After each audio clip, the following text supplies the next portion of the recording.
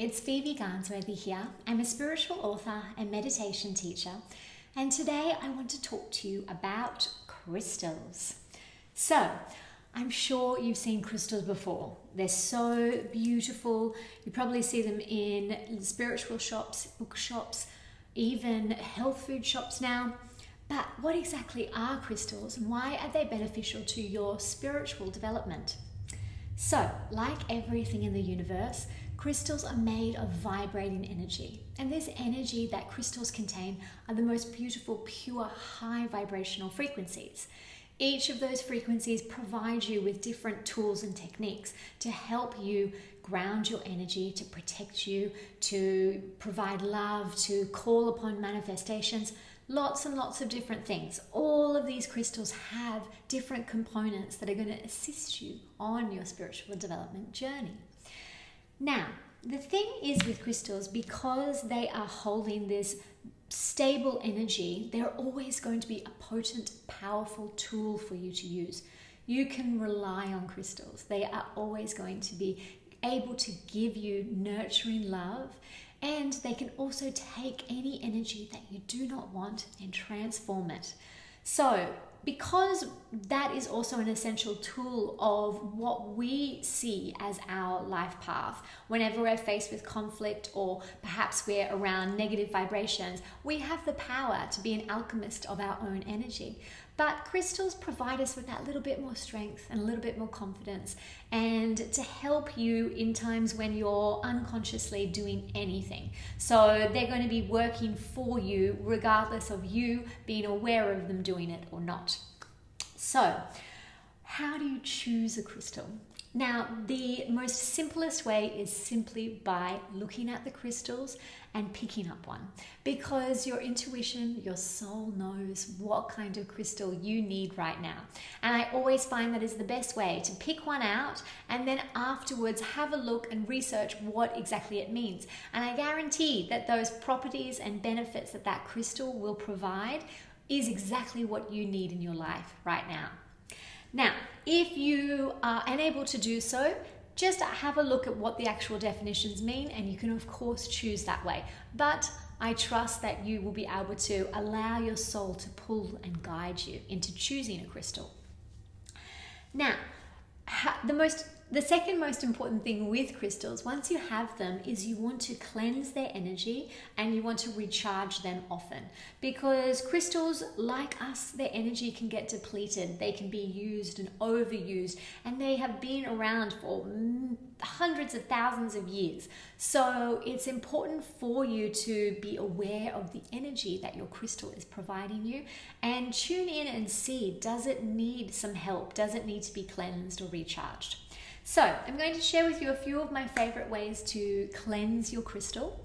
The first is, and also you can use this on yourself too. You are energy. So this is a cleansing technique for crystals, but also yourself. The first that is my favorite is to burn some sage or Palo Santo. And as you're burning it, the smoke is cleansing the energy. And you also want to use your intention as well. So think about, what is it that I'm doing? I am cleansing this crystal's energy. And we can ask for higher vibrations to come forth from the universe, come forth and bless this space and help support your cleansing of crystals. And this is very therapeutic for you to do too. This is a nice form of a meditation for you. So a simple way is, and just allowing the smoke to disperse over it. You don't just have to use white sage. You can use incense. You can use Palo Santo. If you have some rosemary in the garden, dry the rosemary and use that as well. The most important element with the smoke, which is the air energy, you're harnessing air energy, is also your intention. So behind everything, why are we doing it? What do we want to achieve?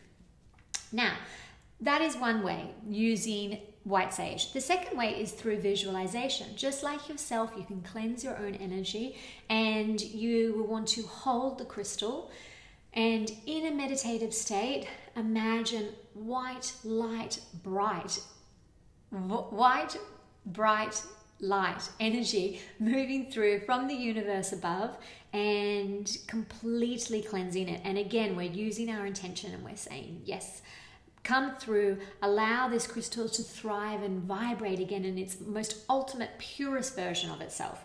So as you're asking for that, this is going to disperse through any negative energies. And once again, you can use this on yourself too. So that is my second way. The third way is to use water energy, and just be mindful. Not all crystals can go in water, so you need to look up and see what crystals are able to.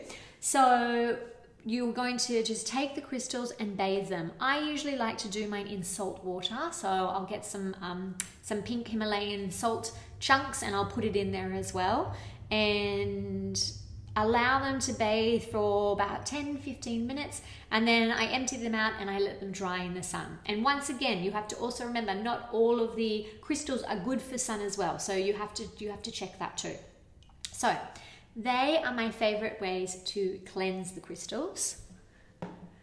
And then let's talk about recharging. So once you have cleansed and their energy is beautifully moved out, we also want to recharge their energy.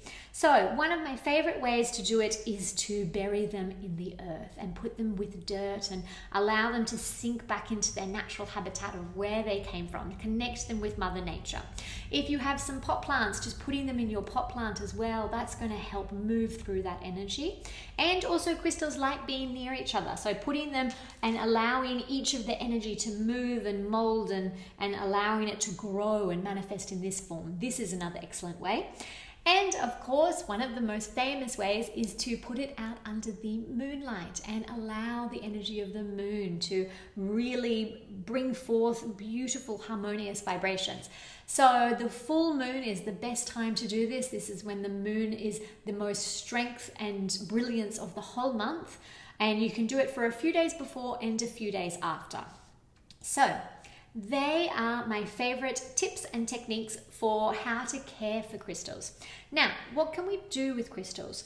So you can incorporate them into your meditation, and it can be something. So for example, I'm holding rose quartz at the moment, and this is symbolic for love. So if you are searching for your soulmate, you may want to buy a rose quartz crystal, and in your meditation, you can hold it over your heart, you can hold it by your womb, you can just hold it in your hand, and as you meditate, you manifest and you call upon the energy of the crystals to help support you in your goals.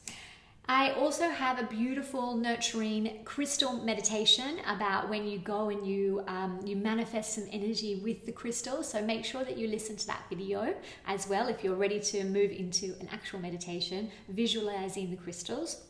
And then another way to use the crystals is I like to keep some in my purse. So whenever I am out and about, I actually always have a crystal on me. And I have a variety of little crystals that stay in my bag. And I know that they're always there providing me with protecting energy. So that's actually one of my most favorite ways. They say that you can also put crystals in a glass of water, and that helps to give beautiful vibrations to the water. I have done that a few times before, but I sometimes forget and it ends up in my mouth. So be really, really careful that if you're putting a crystal in water. But you could always alkaline the energy of the crystal water and take the crystal out before drinking it. That is a much safer option. What else can you do? You can put crystals under your pillow before you sleep if you're wanting to get beautiful dreams, or if you're wanting to connect with the spirit world as well. That's a lovely way for you to really harness that universal energy, because when we dream, we travel to the spirit world. So you've got this protection with you as well as you go forward, and you can go deeper. Speaking of protection, crystals out the front of your door, that's a wonderful way to protect yourself from evil energies as well. I don't like saying evil energies, I say low vibrations, dark energy. Because for me, evil brings off the connotation that the energy is malicious, and I don't believe sincerely that energy can have that intention. I think it's just dark or trapped or stuck energy. But by putting specific crystals out the front of your home will also protect your home and everyone in it. Another beautiful way to use crystals is to put it in your car for protection as well. I love gifting crystals to people as well. That's another of my favorite way to use them. And I also like to use crystals in a grid form. So there's a lot of different ways you can do crystal grids. All of it comes down to just allowing your intuition to move through you, and once again having an intention. What are you creating your crystal grid for? So with your crystal grid, you are wanting to use it in a way for manifesting, calling specific energy in. So there's two ways. The first way that I like to do it is to simply create a crystal grid in your own time as a part of your ritual. So it's an action to support your ritual. And if you want some help with rituals, I have another great video about rituals. Please check them out in the comments as well. And this is going to help support you to just manifest whatever it is that you're trying to call in with your ritual. And I would do it simply by gathering all your crystals together, and you're wanting to just place them out in a specific design, in however it is that you feel called to do.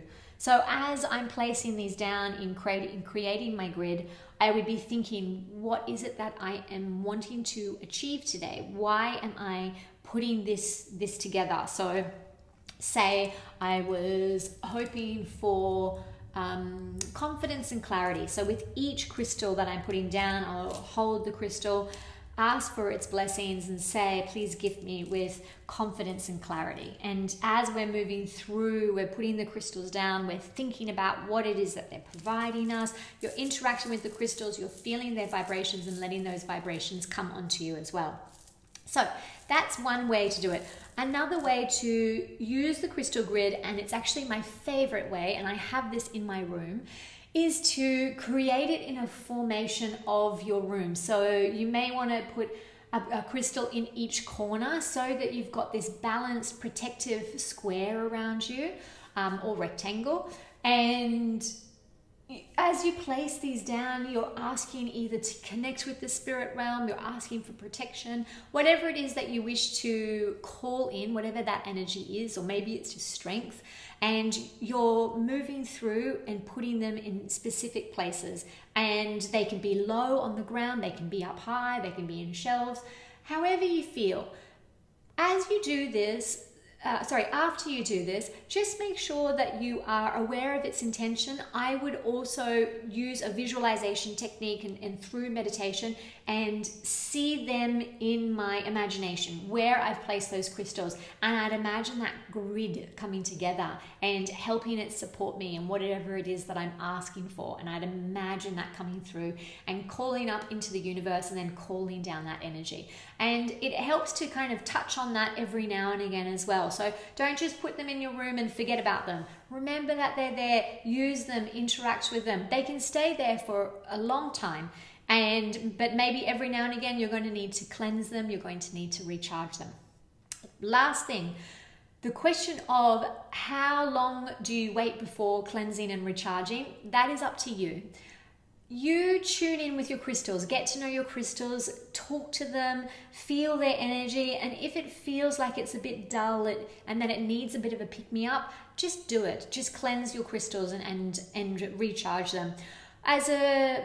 For me personally, I tend to do it every few months. Unless I've been working with specific crystals a lot, then I will cleanse and recharge them a little bit more. Lastly, before I forget, sorry, I keep saying lastly, but all these thoughts keep coming to me.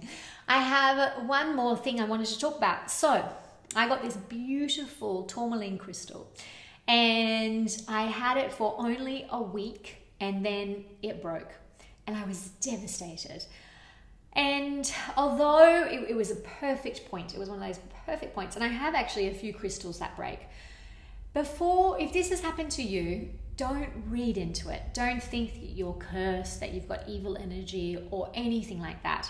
Know that accidents happen, But if you're searching for a bit more of a spiritual meaning, ask the crystal, what happened? Why did this break? And for me, I asked that question. I was a little bit upset because you've got a normal emotional reaction. But after the emotions had calmed down, I took this crystal and I looked at it and I asked it. And it was very interesting because this tourmaline, it's purple at the bottom and green at the top. And the green at the top completely broke itself away. And so for me, I understood it as that the green did not want to be connected with the purple anymore, and both of them hold different properties. So I'm at peace knowing that, okay, that for them to be able to give the best energy, they needed to be apart, and that was fine. And it's kind of like people as well. Sometimes, you know, we can be completely connected to someone, but for us to thrive in our life, we have to have some space. So maybe that's what happened with this. Another reason that crystals can break as well is if they have not been cleansed or recharged, and so their energy has just been purely extracted from it and it's been used for so long. So that's also another reason why it's good for to look after them and to cleanse and recharge them.